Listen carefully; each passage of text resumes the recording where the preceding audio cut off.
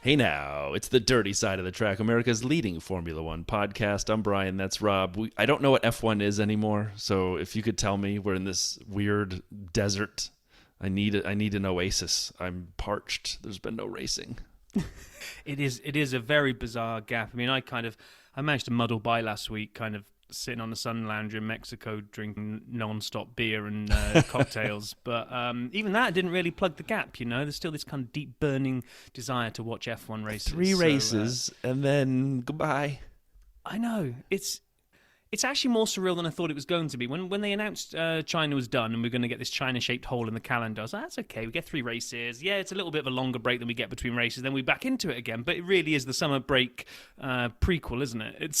Did Seb actually retire? Was he on the grid so far? I don't even know what's happened so far. I don't know how to do the introduction anymore. I tell you what has happened, and I'm going to hit it in News and Social, is Charles Leclerc is trying to steal your intro, but we'll get there in a minute. But let's hit what we've got this week. So no racing, so we have to scramble for content, which we're getting very good at now. We had Molly last week. She was fantastic. This week it's something right up your street, and it's a big focus on fantasy, so we'll let you introduce that in a minute. We got Walter on 100 Seconds of DRS. He was amazing to speak to. So let's start with News and Social, unless you want to go anywhere else. No, after you, man. We both brought this up, but you hit this one. So Charles Leclerc put out a plea for fans to stop turning up at his house. Obviously, people have worked out where he lives, and rather than just stalking him at racetracks and getting him to sign stuff or stopping him in the street, they're now basically, it sounds like, turning up his doorbell and trying to get him to come downstairs and meet. And he put out a post on his Instagram, and I just saw this opening line. Okay, he didn't write, "Hey now," but Hey everyone. The part, so first of all, if you're listening to this and you happen to have Charles' address and you're in Monaco, don't go. Don't ring the doorbell. He says, but I won't be coming downstairs if you visit my home. What? Has he been doing that? Have people been bing-bonging the doorbell and he goes down, signs an autograph, and goes back up? Yeah, I read that as well. He's finally hit the tipping point where he's like, oh, do you know what? Enough's enough. I can't be bothered to go down the stairs anymore now. So I don't know. I don't know what I expected, whether I thought there would be kind of like Charles's henchmen would be stood at the door and would stop anybody coming in. But it sounds like it's been open season at his house. But what is going on? And then very strange message to put out there. Could Ferrari give him like an extra couple million a year so he can get a doorman building so he doesn't have to, so someone else can intercept these crazies first as well? So they'd ring on the doorbell and he has like a regular say, doorbell. What? No, come on, don't ruin the joke. I was setting up for a joke here, Brian. You just crushed it. So people, the public, ring on Charles's doorbell, and one of these Ferrari paid henchmen is going to kind of answer the door and say, "What are you here for?" Question. 1 second, we are checking. Yeah, he's Charles in. 1 second, we are checking. Oh man. Oh crikey! Right, let's move on to something that we should have probably brought up, like what feels like months ago now, when cars are still going around tracks. But we've got the Discord server here at the Dirty Side, and we've got a lot of people on there, and it's all good fun, and we have some great times there. And then one day, a new account appeared. It dropped what can only be discussed as describes the word I'm after. Disgust. Man, oh my gosh! you're still in Mexico. I'm still in Mexico. Yeah. Right. What can only be described as just a work of art. It is a nice long poem dropped into our Discord server. And I will give the first, what do they call it in a poem? What's the first thing? Stanza? Paragraph? Stanza? I don't know. Yeah, stanza. That's what I was watching for, yeah. We're going to do the first one there, here, and then what I'm going to do is we're going to turn it into a nice kind of set of kind of slides that will put on Instagram and Twitter and give it what it deserves, which is its spot in the limelight. So it starts with, "Dear Bozos, I've come to give you some flack about your pod, The Dirty Side of the Track, the #1 pod for F1 racing, but one topic seems less than amazing." And it goes on like in lovely bursts of rhymes. So both Brian and I responded and kind of said, this is great, blah, blah, blah, but the author never responded. So we were like, is this an account that has just come in, dropped a ChatGPT, like, ChatGPT, can you write a poem about Dirty Side of the Track and F1? And this is what it came up with and dropped it in. Because seriously, when we publish this, it's that good. It's so well done all the way through that we just thought, maybe this has been generated. So fast forward to the week before I went on vacation. And I'm at my soccer coaches meeting ahead of the new season to go and pick up all the equipment, and I arrived there, and so does my assistant coach. Brian. Another assistant called Brian. So well done. Well done, sir. So talking to my assistant coach Brian, and he's like, "Hey, yeah. So I never really got any feedback on the poem." I'm totally blank at this point because I am not equating him with this at all. What are you talking about? He's like, my poem on the Discord. And then, like, slowly the cogs start whirring in my brain. I'm like, you wrote that? He's like, yeah. Like, oh my gosh.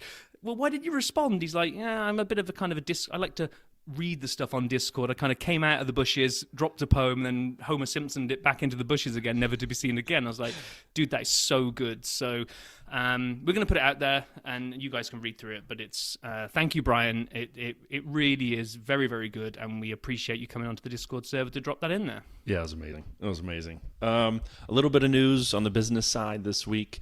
F1 and Paramount Plus have sort of re-upped and made even more serious their partnership. So you'll see more advertising at F1 venues for Paramount Plus series, movies, characters.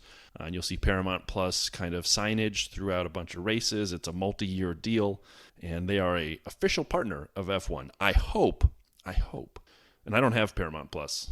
I have all the others. That's the one streaming service I haven't collected yet in my roster of budget depletion approach. But I hope we see some F1 content, because I know we've talked about Netflix and their series that they're launching, the Senna series.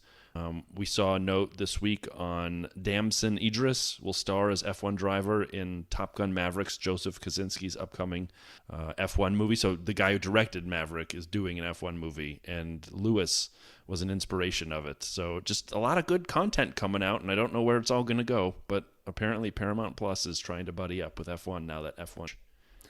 talking about raging in F1, someone who's still raging is Sainz about his penalty.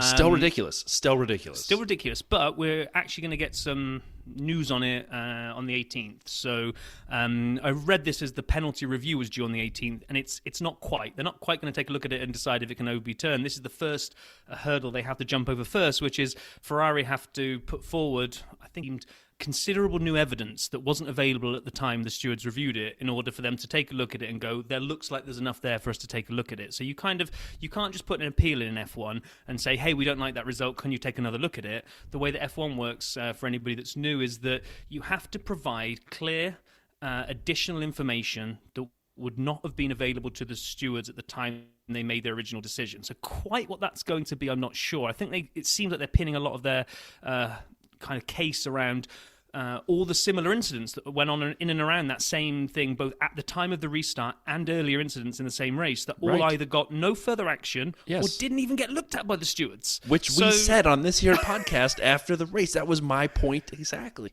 I know. You absolutely were right, Brian. I hate to admit it, but you were. Well, and Ferrari's right too. I doubt. But as we always say, ain't nothing going to happen. Yeah, so, well, who knows? We have seen these things turned over before in the past. So not this far out. It's going to happen. But we have a stat, and Rob, you brought this up. Would you like a little music? Yeah. We're going to go back old school. SAP stats done by Rob, just coming back from Mexico edition.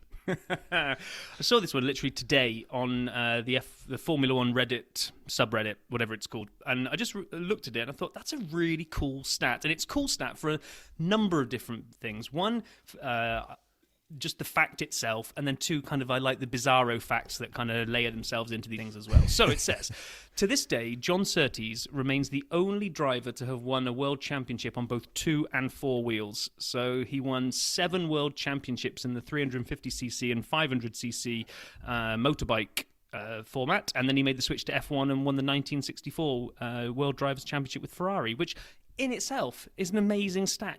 I don't think anybody will ever do that again in terms of switching disciplines and winning both. I just don't think you can do that in this era anymore. So, but it wasn't exactly common back then either. So absolute kudos for him to winning that. But then the little bizarro twist on there that I love is he also remains this day the only Ferrari driver to claim an F1 title in blue. And I was like, what, he was wearing blue? I don't get it. So I kind of looked at the picture that went alongside it, and it was back in the day when they used to have a lot more kind of variety in the liveries and kind of have these special editions. And there it is on the picture. a blue and white Ferrari, the number 7, the kind of really old style kind of. It looks like it's not quite the bathtub on wheels version close. of F1 cars, but it's not much of a deviation from it. And it's just blue with the Ferrari logo on the side, and there you go. Motorcycle / F1 combo stat plus color of the Ferrari stat. Amazing.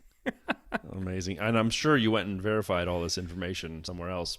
Oh, I went to the font of accurate information known as Wikipedia just to back it up as well. Did you? That's pretty yes. good. I did, actually. I did fact check it because I thought, I don't want to say this on the pod, and then the first thing happened, either a listener pointed out, or worse of all, you point it out now, like in real time, that it was complete baloney. So I would have warned you before I said it. No, you wouldn't. Probably not. So moving on, last thing before we get into the fantasy discussion is the video vault. And the teams, not being stupid, noticed that there was this big gap in the schedule, and they have a bunch of good content. We have like 6 videos to hit, and Rob has been on my case about a sound video vault.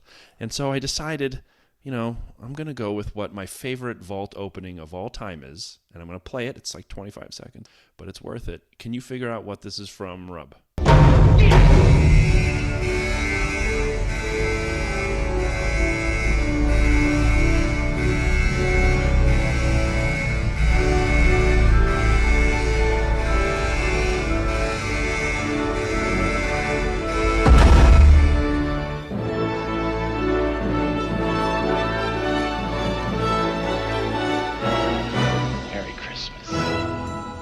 What was that from, Rob? Well, I believe the correct term, as the vault door opens, I look at all of that, I think it was bearer bonds that were in there, I'm going to say yippee-ki-yay, Mother Hubbard. Yes, and that was Die Hard, of course. I'll find a shorter one for the future, but you said get a good sound of a vault opening. That's a vault at Nakatomi Plaza opening up. Theo, who just passed away, by the way, right? Theo. So, all right, as we look at the videos, there was AlphaTauri had a Yuki Tsunoda and Nick DeVries takes on the Whisper Challenge. It's all right. I mean, they put on headphones and they can't hear, and they try to mouth words to the other, and it's 5 minutes. If you're big on AlphaTauri, Nick or Yuki, #Nuki, check it out. I'm trying. But otherwise, it was kind of meh, not great. Then we had What's in the Box Challenge with Lewis, George, and Mick on the Mercedes channel. 4 minutes. I loved it because it felt like Mick was kind of like the star here. Again, I liked it because of Mick and the introduction of him with George and Lewis. But it was, again, if you're interested, check it out. I'm sure Rob has it on repeat in the house. No, I did this one. I didn't even watch the full 4 minutes of. I had free Wi-Fi on the plane, so I was kind of dipping in and out of things. So I thought I tried to watch a few of these. Right, I love George as a driver. I love George as the memes that he gives us. But now this is my 3rd video this year. Again, I'm trying to watch more of the videos that you put up there. Very wooden. Yes. He's not the best person to be putting forward in these. I think Mercedes need to dine out on Mick a little bit more now they've got him under their roof. Mick was great. We have a couple Ferrari videos. On the Ferrari channel, 2023 C-Squared Challenge. It's the music challenge with Charles and Carlos. I have been waiting for the C-Squared content to come back, like at the front door of their Twitter account. Like, please, sir, may we have some more? And so they finally came back with a C-Squared. It was really good. This is a must-watch. They are great together. Apparently, everybody is great with Carlos. I mean, like, is he just a great teammate? From Lando to Charles. But now, who doesn't love Carlos Sainz? Check it out. It is definitely fun as they try. And they're competitive. So check this out as they try to win the music challenge. And then F1 had a really good one, the hilarious goggle games with Ferrari's Charles Leclerc and Carlos Sainz. 8 minutes. And basically they put on goggles that turn their world upside down. And so what you see is the flip. And it takes your brain a while to figure this out. And they play games. I actually had seen this done on one of the few things I actually watched outside F1, Good Mythical Morning, many years ago. And so they've done this a couple times. It's really funny. Like, I enjoyed this one. I don't know if you saw either of these 2 Ferrari ones, Rob. But I saw thought the second both one. It was were amazing. And it reminded me of, do you ever have to wear the drunk goggles as part of driver's ed? No, I did not. Okay, maybe it's maybe it's a newer thing, and obviously I had to take the test when I came over to the US, so I kind of had to sit in a room with a bunch of 16-year-olds that have no idea how to drive. That was fun. But anyway, one of the things was to kind of imitate what kind of what will happen when you're drunk and your vision is blurred. They have these drunk goggles, so it's not the same as the upside down goggles, but kind of I knew what that was going to look like, and it makes for great content. That is 8 minutes worth watching, and probably worth watching again. Probably. And someone on Discord, I think it was Lee, but don't quote me if I'm wrong, said that should be an episode where the entire grid has to do it. It was really good. And then there's kind of a theme that'll come through the next three. First is dismantling the Australian F1 circuit. It's on a channel I found called Steph's World. It's 7 minutes. And we'd actually talked on Discord in a little bit here about the building of the Aussie GP. This was actually them kind of starting to take it down, and it's a couple folks like riding their bike and scooter around through the park, Albert Park, as they're dismantling portions of the track, and they go down the start-finish line. It was really neat. Like I learned things from watching the race track from a different vantage point. I thought it was 7 minutes. It was worth it. But kind of the idea of building the race, or at least, for the Aussie, taking it apart, I found a channel called Alex Gillon channel. I probably mispronounced that. What is Monaco like 2 months before the race? And so, we all enjoy, at least I enjoy watching Monaco, but we all hear the stories how quickly they put the racetrack together and how it's pre-assembled, pieces, buildings, parts, and they bring it in on trucks and they can do it so quickly. But 2 months out, they walk through the entirety of the racetrack, well before Monaco is going to be there. I learned a ton on this from sort of a walker's eye view through the racetrack. First of all, wicked close to the water. I did not understand how close. I mean, it's obvious that they're very close to the marina, but what I didn't understand was it's a matter of feet. Some of the barricades, it's feet beyond it into the water. It's not like 10 feet. There's not like room for a car or a scooter. I mean, it's like a foot and a half in certain places. It is intense. And then two, there are stores inside the tunnel. Like when you're in the tunnel, there's actual stores on the inside of it that you can kind of check out. I know you've done this before in your life, right? Yeah, and I can't remember if I told it on one of our very early episodes or whether I've just told you the story or not. But I love this video because it took me right back. My wife was studying as part of her French degree. She had to spend some time down in the south of France, and she was in Nice. And I went down to join her for a weekend, and we went to Monaco for the day. We got off the bus, and it takes a while to get your bearings when there's no track there, but you've got the little miniature flip top, kind of like, I want to call them manhole covers, but they're not. They're for putting the barriers in. So once you find those, you can just kind of walk, keeping an eye on those to work out where, as the random roads cross, where the track's actually going to be. But yeah, going down, taking on foot, doing a lap, and then coming around the famous hairpin in front of the hotel. The red and white blocks are there all year round, the curbstones, so that makes it really cool. That's so cool. I know, I've seen those. But the tunnel was the thing. The two things that got me are the things you highlighted here. How close the water is and the tunnel. And the tunnel, just for how damn long it is when you're walking it.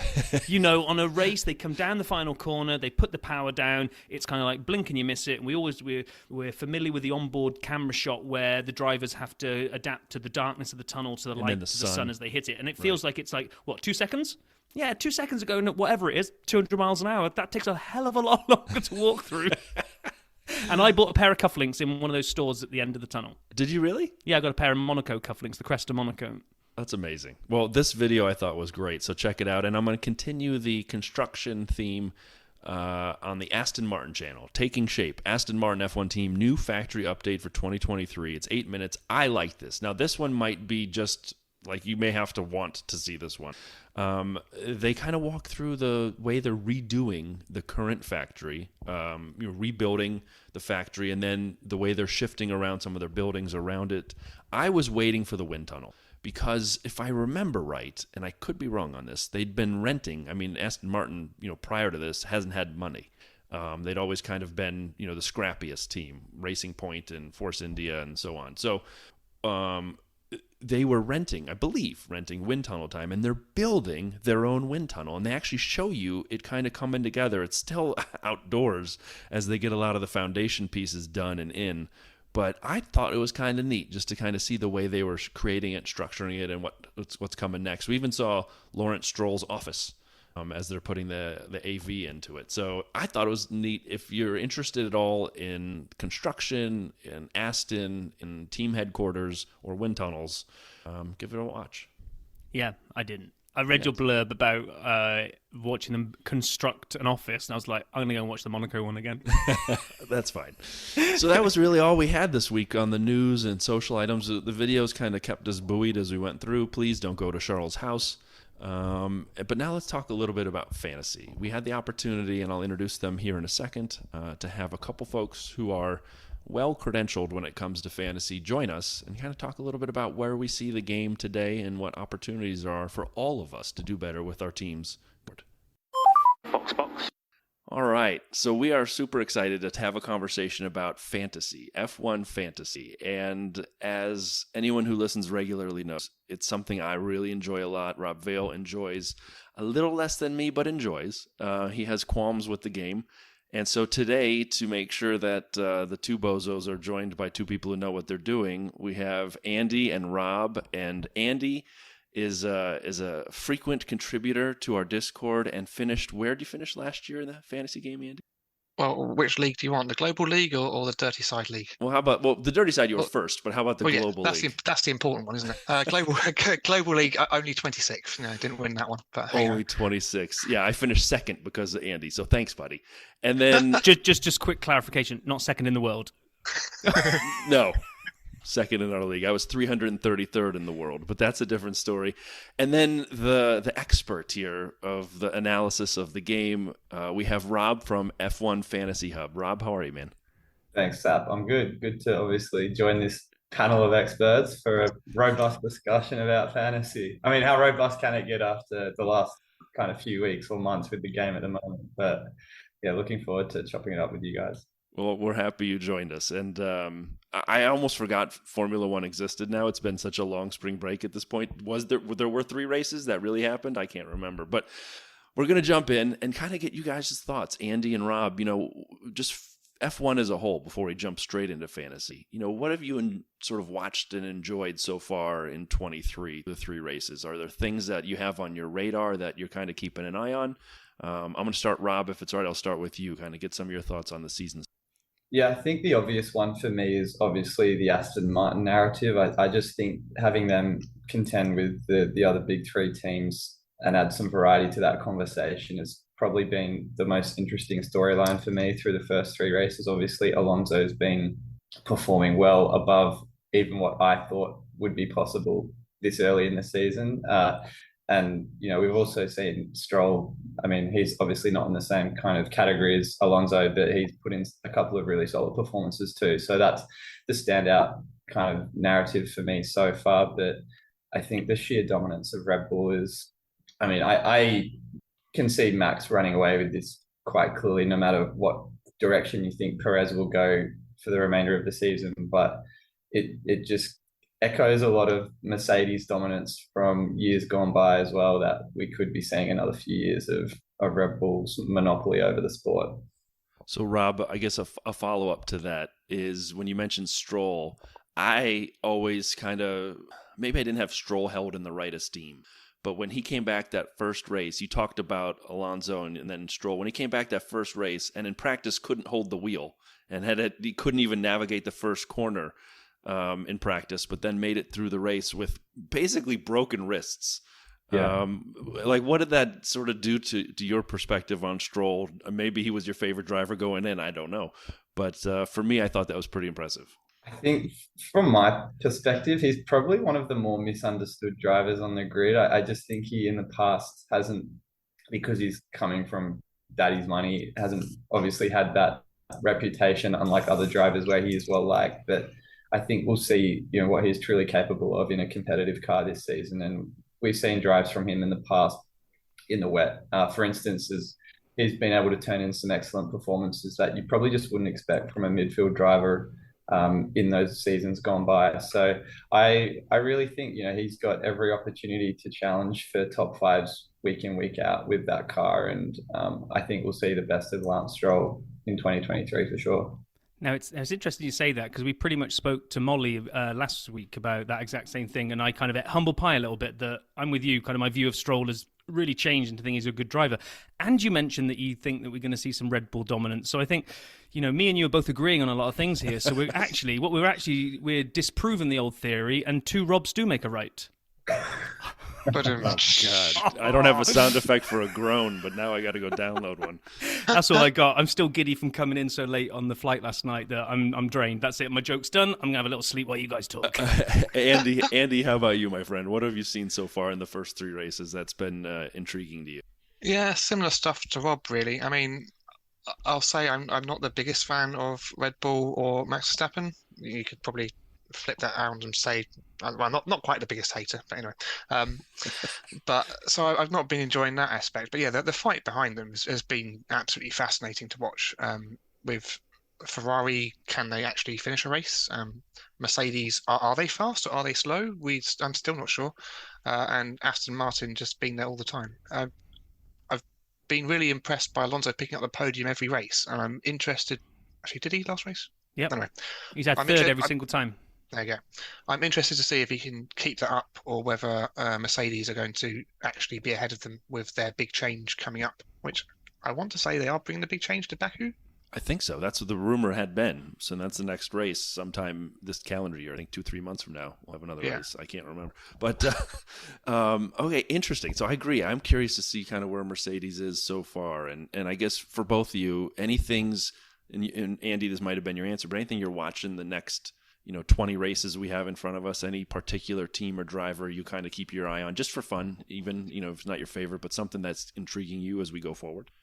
Well, yeah. So Mercedes is the first one to see where they'll be with the new package, because they have said there's quite a significant redesign.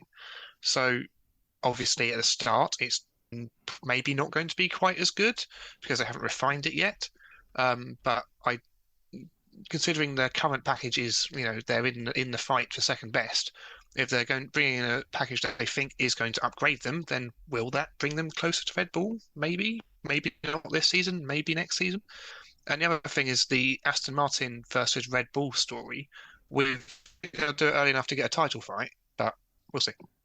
All right, we lost you for a second there. Anybody came through, I got it at the end. So thanks. It'll be fascinating to see what they do. Rob, how about you, man? Like, what is a similar thing? Aston Martin, Red Bull. Like, what are you interested in going forward? Yeah, I think Aston Martin, as I said before, it's definitely the most interesting storyline. Just seeing Alonso have a renaissance after so many wrong turns in the past to finally be in a car where we can see what he's, what we know and love about him as a driver, as well as just the personality in the paddock. So really excited for that. It's kind of, to Andy's point, a shame that Red Bull are likely to run away with it, because we all love how close and competitive that title race 2 years ago was. And last season, it was pretty much a foregone conclusion most of the way once Ferrari kind of made all of those mistakes last season. Mercedes, for instance, were able to pull back for the second half of the season quite well. And I really hope, to Andy's point again, they're able to kind of discover a few upgrades that make them more competitive from, say, the fourth or fifth race, and not from, say, the 10th or the 12th race of the season. So Hamilton, I think, as was the case last year, we hope he's able to kind of really give it to the Red Bulls, make it a season worth watching. Yeah, and this will segue us into kind of the discussion on fantasy, and this is my frustration this year with the game. Then I'll let you guys, because you know a lot more about it than me, talk about why or how you think it's broken. But on one hand, we really should be looking at a really varied, great game, because we've got Aston Martin coming into the mix out of nowhere. We've got Ferrari, will they, won't they come back? We've got Mercedes lurking in there as well. We've probably got a couple of other teams that are kind of threatening to break into at least the points on a regular basis, if not maybe challenge for that higher end of the midfield, or maybe a podium. So we've got a nice spread through there. So we should see a really varied setup. But we don't, because there's almost a template now that almost everybody's had to gravitate towards. And unless something massive happens, like we really see, say, Mercedes taking it to everybody and Aston falling off, all that will really happen, in my view, is the template switch changes and everybody drops Aston and brings in Ferrari. But you can't not have as much stock into Red Bull as possible. And that, to me, I don't know. I might just be quiet now and hand over to you guys to say, like, where's it broken and you why? nailed it. I mean, that's exactly it. And so I'm going to go to Fantasy Hub Rob.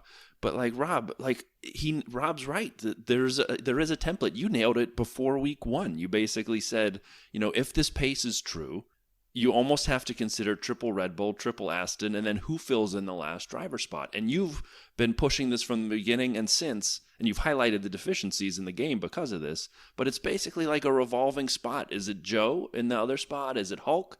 Or is it Logan the Sergeant? Who do you put into that last driver spot? And so, Rob, have you seen the same thing that Rob Vale just talked about? And how do you see this getting fixed at any point this year? I mean, you could tackle it a number of different ways, and I'm not an expert when it comes to the back end of recalibrating a fantasy game, but I think realistically, the only way we're going to see this triple Red Bull, triple Aston Martin template broke up is if they did a hard reset of all the prices, whether that's over the mid-season break or at another point in the season. That's the only way I can see right now that the game is viable and playable again, because to your point, it was pretty obvious even before the first race of the season what the popular lineup was going to be. And I think Stroll's broken wrists was the only point of contention for me in that first race as to whether I'd go with him or Bottas. I think he was the other driver I was thinking about at the time. So let's just say after what we saw last season, I didn't think we'd be in the same situation, maybe even worse, 3 races in or from the first race of the season. And I know Andy was quite vocal on F1 Fan Voice about the pre-season testing and how that factors into what the prices should be. But there's probably a lot more worse with the game than I would have liked for a game 5 years into its kind of. Yeah. So bringing you in, Andy, then, so we'll let you kind of give your point as well. But I'd like you to open with answering: did they basically screw the pooch when they set Alonso at his opening price? Because for anybody who didn't see, he was, given that everything we'd seen was going to allude to the fact that he was going to be so fast, he came in at being like, what was it, 8 million or something, 8.3 maybe. You were easily going to be able to afford him. They almost priced him on last year's Aston Martin performance, it almost felt like to me. But anyway, that's exactly what they've done. That's exactly what they've done. And it's something that really, really annoys me, because I actually had an interview with F1, a feedback interview, with a market research company doing stuff for F1 Fantasy, asking my thoughts. And the biggest one I said was, wait until pre-season testing and use that to set the prices. And what did they do? Well, they waited until after pre-season testing before releasing the prices, but they clearly set the prices based on last season's performance. I mean, facepalm moment. It's what was the point in waiting that long to release the prices if you're going to ignore the testing results? But yeah, so Alonso, massively underpriced, absolute shoo-in. If you haven't got him in your team, you're just throwing away points. Same with Aston Martin at their current price. It's a no-brainer. Stroll, if Stroll finishes 8th every race, he's amazing value for money, but he's actually fighting for 4th, 5th, 6th. It's crazy. I completely agree with Fantasy Rob. The only way to fix it is to fix the prices. If you change their prices such that they are an appropriate value for money compared to other drivers, then you start getting interesting things of, do I have Alonso and Stroll, or do I sell them in order to get, a much cheaper Charles Leclerc, Carlos Sainz, whoever.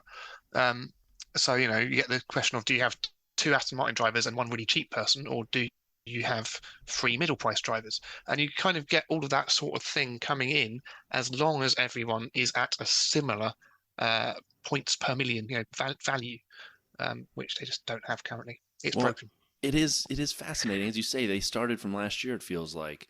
But last season was the kind of, we all remember, for the first half, the values didn't move a ton. They tried to make a move with performance, and then we had the pumping and dumping kind of thing in the second half of the season, which was horrible, where people would run up prices and it would just change values. It allowed some dynamic, sort of team selections, but there were people who would just like literally manipulated on Discord, and you would watch them and they'd tell you who to back. You'd get in and then ride up and then get out.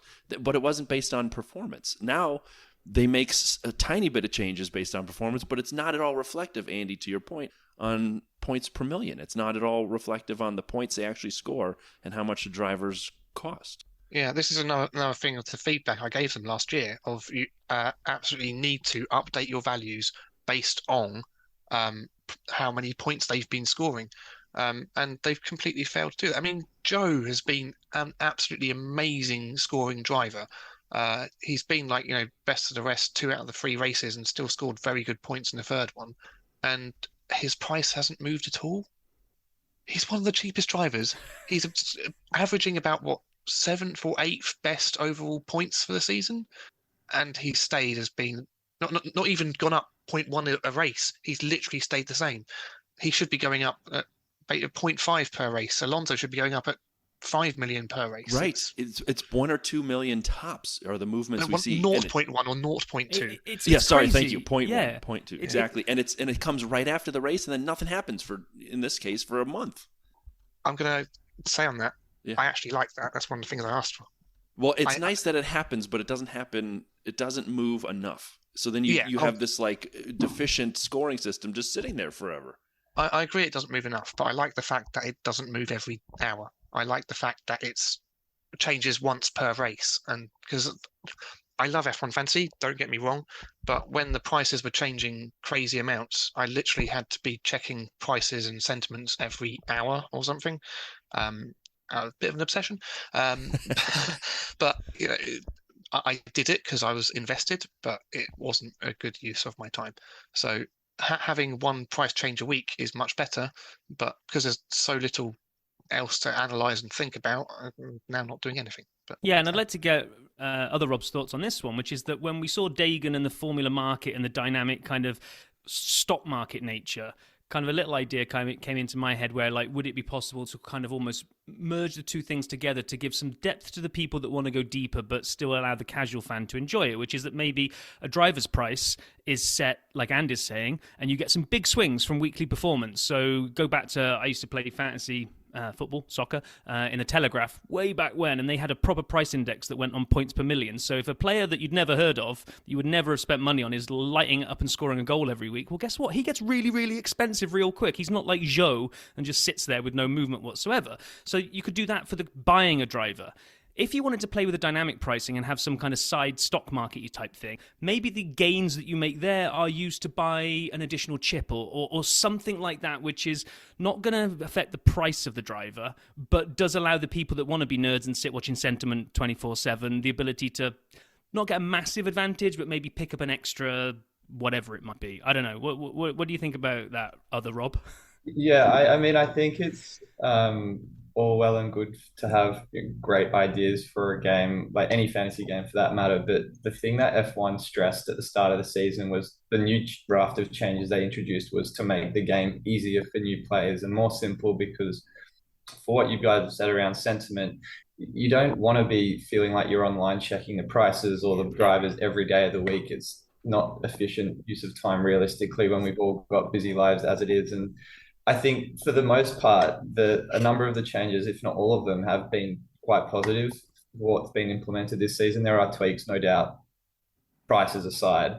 But I think a great thing last year were the streaks. I mean, I don't know if necessarily everyone liked them, but that was, I guess, a differentiator to keep more engaged player base, participating. And that would be that point of difference when you bring in, say, a George Russell on a race and a qualifying streak, and that extra 15 points, if you converted that, would boost your rank and your total score compared to those that might lose interest after the first 4 or 5 races of the season. And at the end of the season, when you've capitalized on, let's say, 2 or 3 or 4 weekends of streak points, that becomes the difference between a rank in, so the top 5,000 versus the top 50, like Andy and Brian kind of can talk to. So it's, I think, you want to have something that keeps the more engaged player base active, but you don't want to also then get to a point where you're overcomplicating the game for the sake of making it different. So yeah, it's a hard line, but sure they've got enough brains behind the operation to figure out what Well, could I mean, work. I'd be You curious. hope. Yeah, you hope. I'd be curious if we kind of let's take this in order of positivity. We'll start with the negative. Any other things you guys see in the game today? We've hit pricing enough, whether it's the dynamic pricing or the impact after races or the amount it shifts or how it's relative to points. We've hit that one. I have one I'd add that I am not wild about. I don't like something in the scoring where you get points for overtakes and points for where you start versus where you finish, the delta. It's almost a double dip. And so when we see engine penalties now, you almost have to hope and predict and bank on someone with a top team with an engine penalty or a grid penalty or anything, because coming through the field is more valuable than winning. And so I'm not wild about doubling that. I'm okay if we did overtakes or positions, but I don't like having both. So that's my only other real beef with the game at this point, is just a little tweak in the scoring.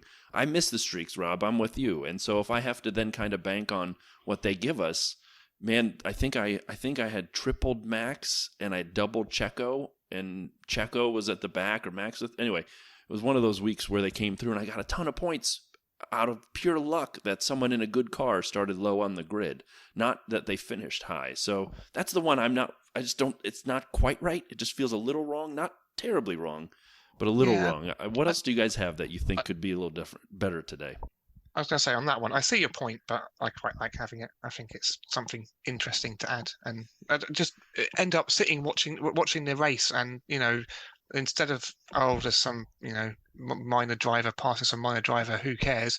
Go, ooh, he's in my team. He just got an overtake. Yes, that's an extra point for me.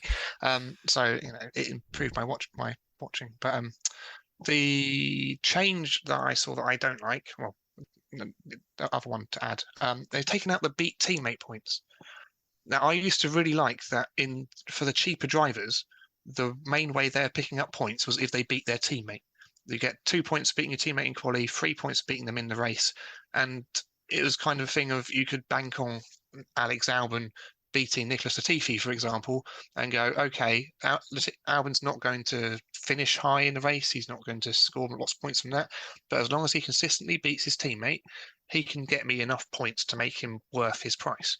And they've taken that out. And so it's now even more of a, random crapshoot as to who at the back's going to score any good points or not. Yeah, it is very much, I guess, a luck of the draw with which budget driver does well. I know there's obviously some thought that goes into your qualifying simulation paces and whatnot every weekend, but it has been a 1 in 4 stab as to which driver under 5 million is going to score more than 5 points every week, and there's just not enough differentiation or enough variety for us to really feel like we can mix up our selections week to week. After like what we've talked about with Joe, 2 races of 15 points each through the first 3, it's a logical choice for all of us to probably roll with him for the next race. But I think another thing I also don't necessarily like about a scoring adjustment is the DNF penalty, which is, I think, now -20. I think was it -10 last season? Don't quote me on that. I think it went from -15 to -10. Sorry, it was -15, it's now -20. Sorry. -20, yeah. So I just think that's way too harsh, no matter what kind of how you spin it. It's a race or a sport, should I say, that I'd say at least 2 to 3 drivers every race are not going to finish the race. And it's very much to a degree based on mechanical issues, one, but a number of times it's also just a racing incident that you have absolutely no idea of how that's going to happen or when it's going to happen. And you might have take, for instance, Stroll or Alonso. They'll have a really great qualifying. They'll be close to the top of the field to start, and then the first or second lap they're in the wall or they're clipped from behind, and -20 kind of eradicates all of the points that you'd score on the Saturday, which I mean is not enough nearly to offset what the penalty would be on the Sunday. Yeah, I agree with that so much, because I mean, if you're expecting your driver to finish, let's say 3rd, you're expecting them to pick up 15 points for finishing 3rd, possibly making a couple of overtakes, depending on, in the pit window, if they've pitted before other people, maybe getting fastest lap. So you're talking 15 to 20 points. If they DNF, you've already lost that 15 to 20 points. Getting whacked with another 20 points loss on top of it, it's massive. So Yeah, that's a great point. A great point. So now as we said, we're going to build positivity, right? We're getting everyone excited about the game, even though we've highlighted some issues that could be fixed. And someone needs to send this to F1 so they listen and work on it. But there are, I think, a lot of positives this year. And Andy, you highlighted one. I just would like to reiterate it. I love the fact the pricing changes relatively quickly after the race, and that you don't have to follow throughout the week as sentiment changes and as the prices change. I like the kind of, it's going to change, we have the number, and then you don't have to sweat and you think more about the strategy. So for me, I just made enough money based on the team where I can, if I wanted, my fifth driver could be Albon. And so I just got in the Albon window, and I didn't have to sign up for him a month before Baku because I know his price isn't going to change. Am I going to go Albon? I don't know. But it's now he's in the conversation with Joe and Hulk and everybody else in that driver spot. And I like the fact that I know that because it's set. So I agree with you. I like the set aspect. But Rob, I'd actually ask you, do you like the chips in particular? Because some of those are new. And how have you seen people talking about those? Yeah, I think introducing more chips than what we had last season is a good thing. I'd say 6 is probably a little too much. There are, a couple that I think are really good. I know this is quite a polarizing chip, but the limitless one, because it gives you on a sprint race weekend the opportunity to pretty much maximize your point ceiling for the 5 or 6 most the strongest drivers on the grid for that one weekend. Extra DRS and wildcard, I think, are pretty much staples of this game and have been for a little while.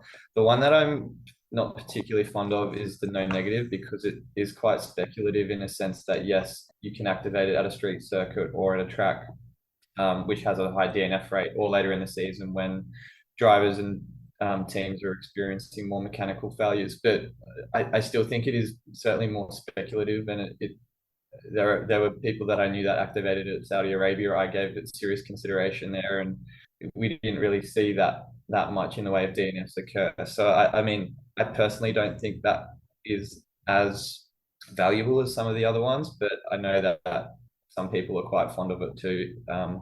Final fix, that's another one I'm still not sure about, but I guess I'm the kind of person that I want to kind of give myself a bit more information as the season goes on and formulate a plan as to when's best to use it. But Andy, I feel like I was going to say, Andy looked like he was raring to come in, and just before I hand to you, Andy, I was going to say the chip for avoiding the DNF penalties, that almost feels like it's the giving and taking away, isn't it? So we're gonna up the points for DNFs, but we got this little chip you can play every now and again to avoid all of that. It's like, just don't give me as many negative points and keep the chip. But go on, Andy, what did you want to say? Yeah, there's something I didn't figure myself. I read it on Twitter. I can't remember which account it was who pointed out, but when you play your no negative, what you're basically hoping is that somebody in the template is going to DNF, because then you're not going to get the negative points for them, but everyone else who is also running the template, which is everyone you're competing with, is going to get the negative points. So basically, when you play the no negative, you're hoping that your drivers will DNF. Which is just so counterintuitive. So a bit like you cheering each of the overtakes. You're sitting at home, and then when Alonso spins out, you're like, "Yes, in the wall, Alonso!" The whole race, you're like, "Is that smoke from the back of the Aston Martin?" I think that's smoke this time. So I don't like that aspect of it. And actually, it's a problem I have with another problem I have with it. I also have with autopilot. There's a good chance that when you play either no negative or autopilot, it's going to make no difference whatsoever. Yeah. By the time you're taking quali points and maybe a few overtakes before having a DNF, then no negative, might have only scored -2, -3 anyway. There's a top driver. I mean, autopilot, well, it's obvious to put your DRS, your points doubler on Verstappen. So unless it happens to be a race where either Verstappen DNFs or Perez has a grid penalty and moves up lots, in which case you can automatically pick the right one. But majority of the time, you're going to have your DRS on the right person anyway. So. And just I'm gonna, for anyone who may be newer to fantasy, I just want to be abundantly clear. When we say the template, it basically means you have Red Bull and Aston Martin as your constructors. You have both Red Bull drivers, Max and Checo, and both Aston Martin drivers, Lance and Fernando. And then the last driver is a bit of a wild card. And so the template is triple Aston, triple Red Bull, and then a fifth driver who's obviously under about $5 million give or take. And so it's been the most effective lineup, and it's just who you have in that last spot, and given the pricing that we've whined on about, it's going to be the most effective for a while until something happens. And Rob, you're right. At this point, if you have Red Bull and Aston on your teams, if you have triple, you can't get. It's not as though they're going to get priced out of your lineup because you already have them. So that'll be what most people have the rest of the way, unless we see upgrades really making a difference. And let's hope we do. But so I guess as we kind of talk about the current game, last thing on the current game, what are your guys' strategies going forward? So all the listeners can kind of tune in. I'll tell you what mine is. It's the template. But so, well, the templates are given. It's the chips that are where strategy is going to come in, I think. Yeah.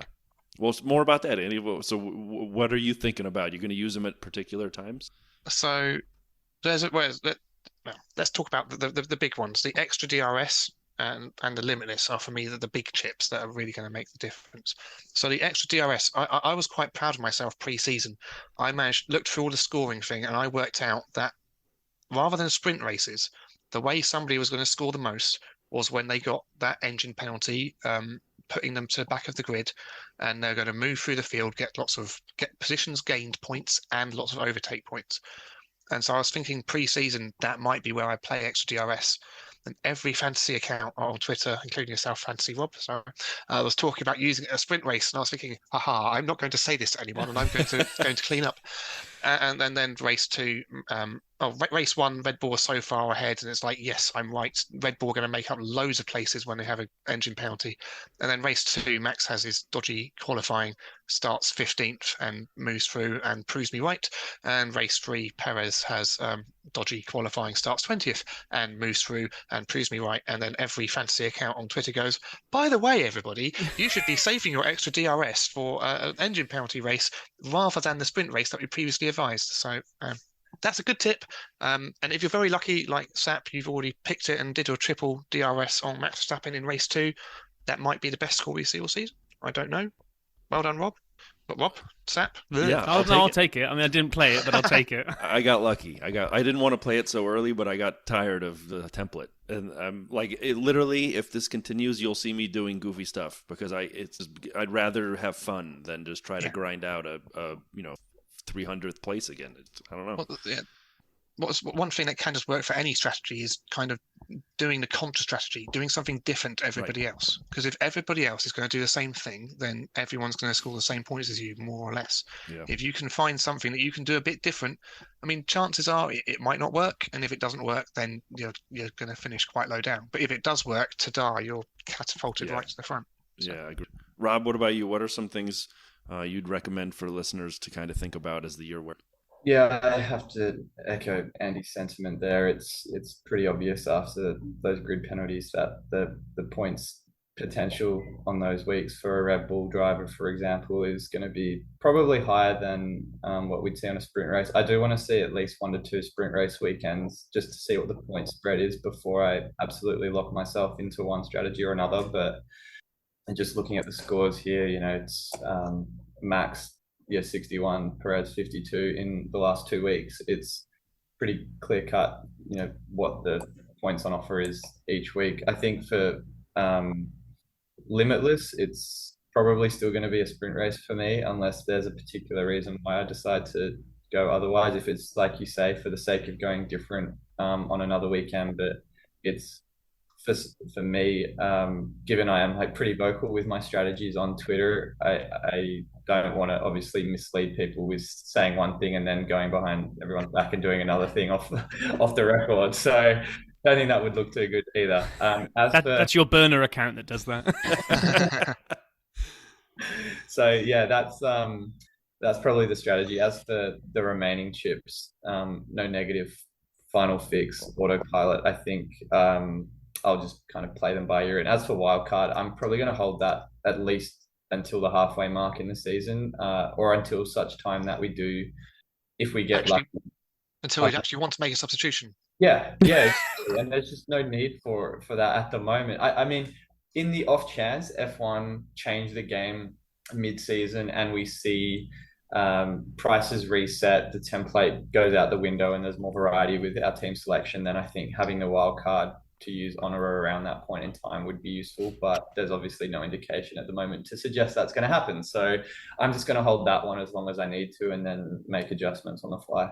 Not that I have much strategy, because as you know, I just kind of randomly do this. But I was looking at the no negative and the autopilot, and for me, they kind of scream Monaco to me, because then I get the safety that I go all in on, like the the template or what have you, but because so much random stuff happens there and so many people collect the wall and we get so many DNFs, then you can at least be happy you're not going to get the negatives for your DNFs. And if it's, say, you max crashes out, but your fifth place, it's the Joe or it's the Albon or whoever comes through and scores some crazy points that you would never have thought of, then autopilot's going to automatically stick it on there for you. So to me, those two just scream Monaco and maybe other chaotic circuits. But Baku maybe. You never know. And so, I mean, there's a lot to see and watch throughout the rest of the year. It is. I enjoy it, even if it is sort of the template now. Now, I'm hopeful when the races start again, we'll start to, see something happen. A team will bring an upgrade sooner or later, and we'll start to see some of the prices not be the driver of some of the challenges, and instead have to make tough selections, which the differentiation I think we're talking about. But there are other alternatives to the F1 game out there, and just quickly to hit a couple. One of them is a friend of all of ours, Dagan, and the Formula Market. You should check it out at formulamarket.com. And I'll give his Twitter handle here. It's also at formula_market. You should check that out. But he's sort of resetting his game. And right now he's adjusting total values. He's adjusting daily returns.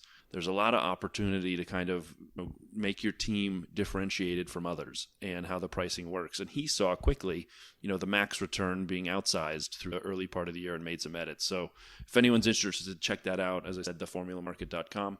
And just before you move on from that, Brian, and for anybody that doesn't know what the Formula Market is, it's essentially the NASDAQ of F1 drivers. So he's just it's like a stocks and shares approach. So both myself and Brian are in there having a bit of fun on it. We kind of helped pilot out last year, and it really is, you kind of load into the stocks that you want and you watch kind of the real-time return on them. So it's a completely different spin on it, but I think it's really cool. Sorry, Brian, what else did you have? No, I was going to turn it to the guys because that's the only other one that I actually participate in. I don't know if there's something that either of the two of you also do that's fun, but just a chance to kind of talk about alternatives. I personally, I mean, I have done F1 Fantasy on a couple of other platforms, but I think for me personally, as someone that's churning out content on Twitter and YouTube, where the player base is 1.75 million plus this season, it's just hard for me to justify spreading my time across more than one platform if the majority of my following is kind of concentrated to the official game. So I still think, even though it does have its flaws, it's the most popular game for a reason, and will be something I kind of stick to for the foreseeable future. But to the points you've made about Formula Market, I think it's an awesome spin on like a classic fantasy game. So I'm really looking forward to seeing that evolve, and Dagan, I'm sure, will share all of those updates as they come through. And Andy, just before we throw it over to you, just something you just said then, Rob, kind of, it had Christian Horner's quote from last year, was it, come into my head about he'd rather have an unreliable fast car that all he has to do is make it reliable than have a reliable car that he needs to make fast. And I think the official, although we kind of beat up on the pricing, we've actually all spoken quite positively about other aspects of the official game. So it does feel that it's a fast car that's just unreliable at the moment. And if they could just fix it and make that tweak to it, I think it'd be absolutely awesome. But that kind of just came into my head as you said that. So Andy, what about yourself? Do you play anything else? Or, now that you don't have to check sentiments 24/7, have you got time to play other games? Yeah, so the other one I am playing is Fantasy GP. I think it's fantasygp.com. You pick free teams, free drivers, but you also have to do predictions every race. So it does require a little bit of, it's not really one you can casually set and forget about. But you're predicting the free podium places, pole position, fastest lap, how many safety cars there'll be, and one other random question. So it's a fantasy meet prediction game, scoring points for both, which is and adding them together. So that's quite cool. I enjoy that one. I will say though, there is a paid option for that, which gives you a bit more budget to buy your drivers and constructors. So as someone who doesn't pay that money, that makes it a little bit harder to keep up everyone else. I mean, it's only a small budget difference. Maybe next year I'll bite the bullet and pay the money. Well, so guys, I'd just like to say thanks. We heard about alternatives, we heard about strategies, we heard about options for kind of going forward. This was awesome. I'd be remiss if I didn't highlight both of you guys. So at Andy Tails, ANDYTAILS, and Rob is at F1 Fantasy Hub. Both great follows. Rob, I love the strategies you put out there and the discussions. We've been, I think we talked, middle of last year, and it's just been fun to watch. You kind of continue to take off because I think the content you have there and others is tremendous. So I would just say thanks to both you guys for joining us. And Rob Vale, are you going to get any better than you are so far now that you've had the session with two experts? No, probably not, because I'm just going to join you on the template and then try get lucky in Monaco. Oh, so that's fine. Guys, thank you both so much. This was tremendous. Really appreciate your time. No, you're welcome. Thank you for having us. Box. Thanks so much again to Rob and Andy for joining us. I really enjoyed the conversation. I know you did too, Rob, and it was a great time. So guys, thanks for making the time to join us for that conversation. Yeah, agree. Really enjoyed that. And like I said, we were trying not to beat up on the game too much. And I think you could probably say that our collective passion for tearing down the worst bits come from a deep-rooted frustration that we just wish it was better because it's so close to being really, really good that if they could just fix those things. And I think if the game was fundamentally garbage, then we wouldn't care and we wouldn't be so vocal about it. No, good discussion. I do wish I could be a bit better at it. And I'm going to still hide behind the fact that it's because the game's broken, which is why I wish at it. So I kind of don't want them to fix it because then I'll lose one of my excuses. Anyway, that was great talking to them. What was also great was talking to Walter. Walter came on a couple of weeks ago now, and we had a good chat with him, and he then took on the 100 Seconds of DRS. So let's take a little listen in to see how we got on talking to listener Walter. Box. Well, we put out the shout to ask for people to sign up to come and do the 100 Seconds of DRS, and you have answered in your thousands. And the lucky one at the top, whose name came out first, was Walter. So welcome to the dirty side of the track, Walter. Well, thank you. It's truly a pleasure to be here. I'm really excited. I'm really looking forward to it. And I'm very glad to be a part of it. And would encourage anyone else who's, thinking about it, just do it, because these two gentlemen, Rob and Brian, they're genuine in it. They really want people on the air or on the podcast. And I know that because they've had me on, and who am I? I'm nobody, like literally nobody. And here I am. So thank you, gentlemen. Well, we are also nobody. We'll Venmo you. We'll Venmo you the $10 later. So thanks for that little plug. We were chatting before, like we tend to do with everyone that comes on, just to kind of learn a little bit about you before we press record. And absolutely fell in love with your backstory, so we're going to have to ask it again now. If you wouldn't mind sharing with everybody, how did you first get into Formula One? Well, I'm very happy to share that because I think it's a good one, and everybody's story is, but for me, there's really a full circle nature to it. So back in 1988, my family had a family friend living in Germany. That family friend was a Canadian citizen, but of German descent, and he was teaching in all places at a Canadian military base in Germany. There was such a thing. It's no longer there. And so we went over to visit the family friend, and he and my father were friends when they were in high school together. That family friend was an auto mechanics teacher, and he and my father shared a love of all things automotive, especially cars. And so that friend took us to the German Grand Prix. So my very first exposure to F1 was going to the 1988 German Grand Prix in Hockenheim, who in that race, eventually the winner was Ayrton Senna. Wow. Set the pole, won the race, and the car, for anyone who doesn't know, was a legendary car. It was the McLaren MP44. That car won 15 of 16 races that year. So an absolute legendary driver, a pretty legendary track, and certainly a legendary car. That was the very first time that I saw F1. So It's okay as beginnings go, I guess. Yeah.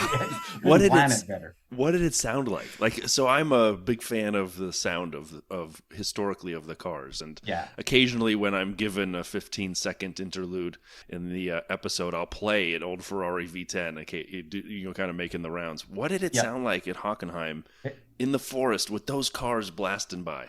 Yeah, that's a great question, and I guess also for context, we were fortunate in that we were sitting on the not right on the start finish line, but in the grandstand on that main sort of straight. Or is that the main straight? But that the start finish straight, nevertheless.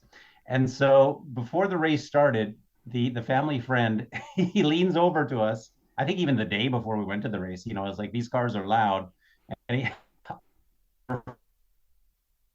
forget this. What he said was, you could stab the person next to you in the heart and nobody would hear that person scream. That's how loud the cars are. That's amazing. That's amazing.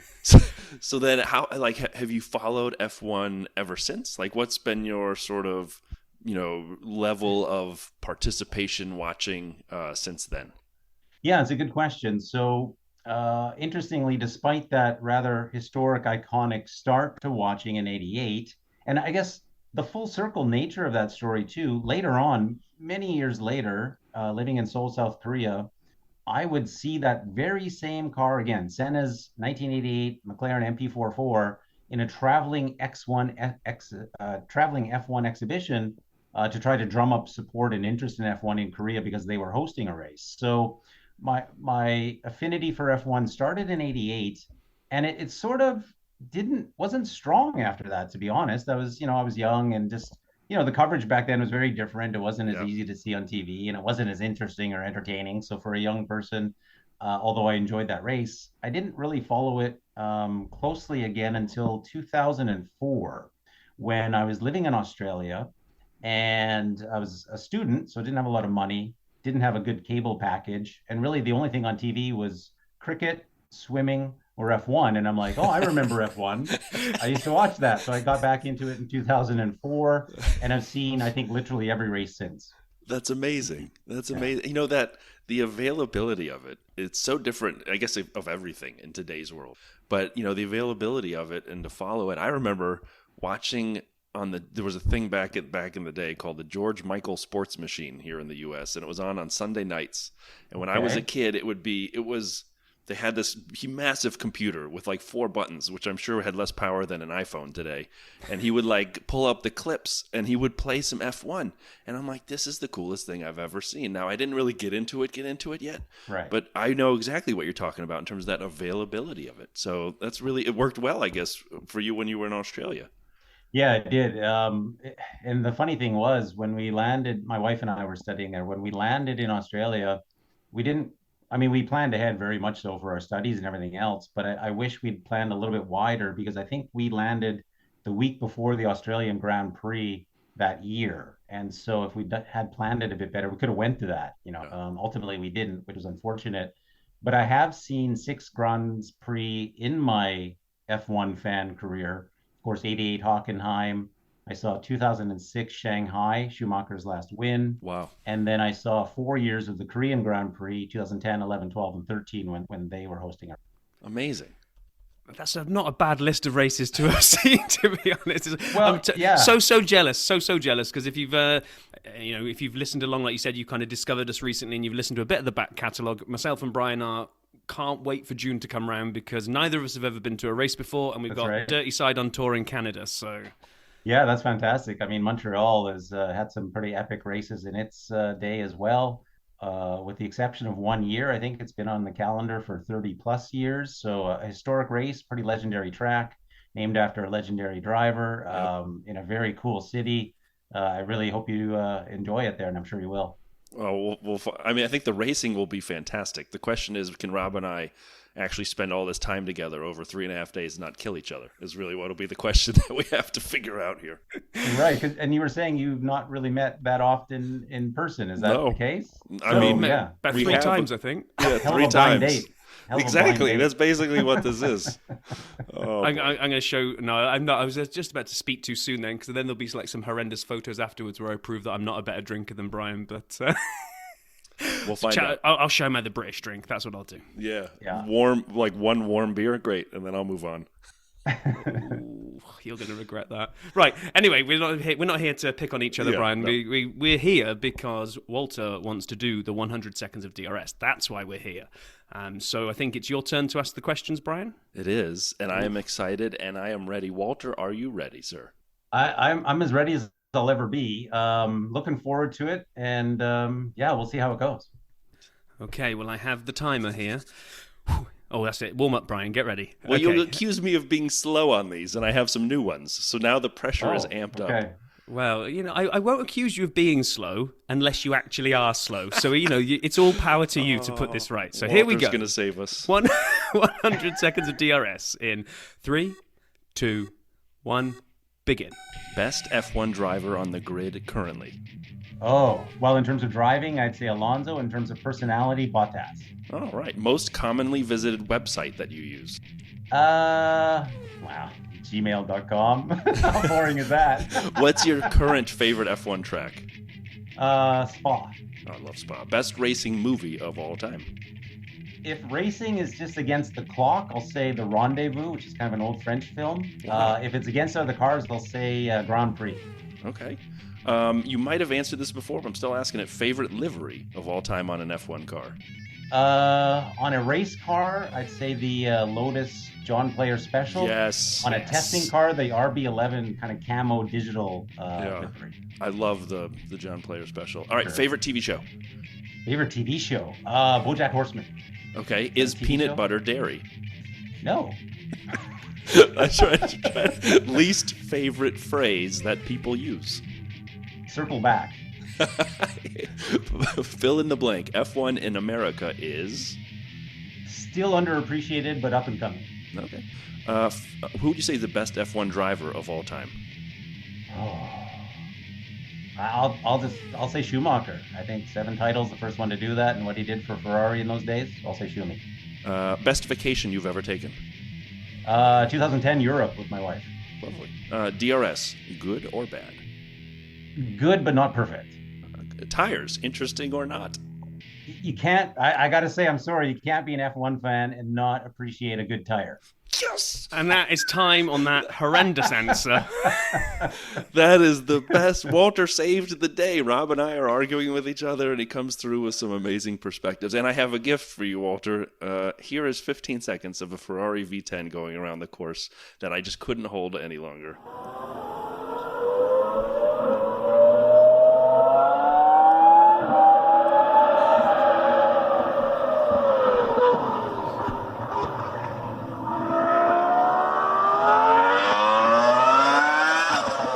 Oh, man, that's tremendous. Is that really a GIF? A gift. A gift, I thought you yeah, had a GIF. Yeah, I didn't hear the T at the end either, Walter. Yeah, so I'm I was thinking getting that's the so first- excited to do that. I the know that's first the point GIF of with- contention, I think, Yeah. on the program too, isn't it? Yes. It is. Pronunciation. It is. I mean, I know- understand that people want to call it a GIF, but the G stands for graphics. Hard G. It's a GIF, people. But I drink gin and tonic and I put gel in my hair. Right, but Ooh. but it's not a graphics interchange. I know. Format. I know. You're right. Oh, Speaking of F10 or V10 sounds in F1, have you seen I saw it on Instagram. There's a bloke playing the electric guitar that sounds like a V10 going around a circuit. So if you've not seen it, I have search not. it or I can send you the link. I think it's pretty well done. Please send it along. That would be awesome Gladly. to see. Yeah, gladly. And Rob, before we let Walter go, you wanted to give him a shout out for his clothing, his attire, and in particular, let Paul know about it. Well, yeah, definitely, because we don't do the video aspect of this. We're sitting here looking at Walter sat there in some older F1 merch, which I think Pit Lane Paul is going to absolutely love, because I can't remember, you tell us which year it was again, Walter, and just tell us what you're wearing. Yeah, so the year I'm not exactly sure. I think it's 2004 or 2005, but it's a BAR Honda Lucky Strike team shirt, not authentic, but a good replica, very heavily embossed and embroidered, which That's I so bought at the Busan Motor Show in South Korea, I think in 2005, maybe 6. So It is. It does look very good, and I think that's BAR is where Pit Lane Paul started his career. So we thought we'd better give that one a shout out. So Walter, thank you so much for coming on. It was an absolute pleasure to have you here and do the DRS with you. Thanks, Walter. Well, likewise, I had a great time doing it. I appreciate the opportunity to be on the podcast, and wish the two of you really the best of luck. I know I mentioned just before we went on that when I listen to you two, the rapport that you have reminds me of the Smartless podcast, which I guess maybe perhaps you're not listening to, but I think a lot of people do. Not to plug another podcast while we're on yours, of course, but you know, they're three very well-known blokes: Will Arnett, Sean Hayes, and Jason Bateman. One of the things they often talk about on there is amongst actors and themselves, kind of loosely, they talk about sexy indifference. And I think when I hear you two talk and get together, and your podcast in general, it makes me think of informed irreverence. And I like that. I mean that in the best way possible, and you can use that if you like. Informed irreverence. That's like what I get out of your podcast. Excellent. Super kind. Thanks again for doing this. Really appreciate it. It was great meeting you all. Yeah, likewise. Thanks, gentlemen. Box. Another good 100 seconds in the bag there, and Walter, you were amazing, and we probably chatted with Walter for as long as we did then. After we hung up, it was a good time chatting to Walter, and we probably could have gone on and on and on, but it was great to have you on, Walter, and I thoroughly enjoyed that one. Brian, yourself? 100%. Amazing. Walter, thanks, man. That was brilliant. And yes, as Rob said, once we stopped the recording, I think we busted out like cars, F1 liveries, memorabilia. I mean, it was a long conversation that I thoroughly enjoyed. So, Walter, thank you. If you want to be on the 100 Seconds of DRS like Walter, let us know on Twitter at F1 Dirty Side. You can always send us a DM there, or dirtysideofthetrack@gmail.com would work. Rob, you want to kind of close us out here, man? I think so. What are we doing next week? We potentially got another kind of special episode next week, as long as we can pull our finger out and get it all scheduled correctly. So we should have another good set of content next week, which then, I think if I'm getting my dates right, would mean that at the end of next week we'll actually be able to do a race preview, correct? We should, yeah. I think, is it Abu Dhabi? It's the last race of the year. Have we made it to November, December? What is this? I don't know where we are anymore in the calendar. When I put so much joy on Sunday mornings watching F1, and it's been so quiet, I don't know where I am anymore. I don't, up and down, black is white. I don't know what's going on. So yes, you're right. Baku is in 2 weeks from. Fantastic. So we can do a race preview next week after what will hopefully be a great... I don't want to give it away, especially just in case it doesn't happen. So hopefully some good content to come next week. If not, me and Brian making up stuff, or maybe doing the world's longest preview episode just because we've got some content to talk about again. But I'm off to go and lie down and probably sleep for the next week until we get back together again, because I'm so tired after getting back so late last night.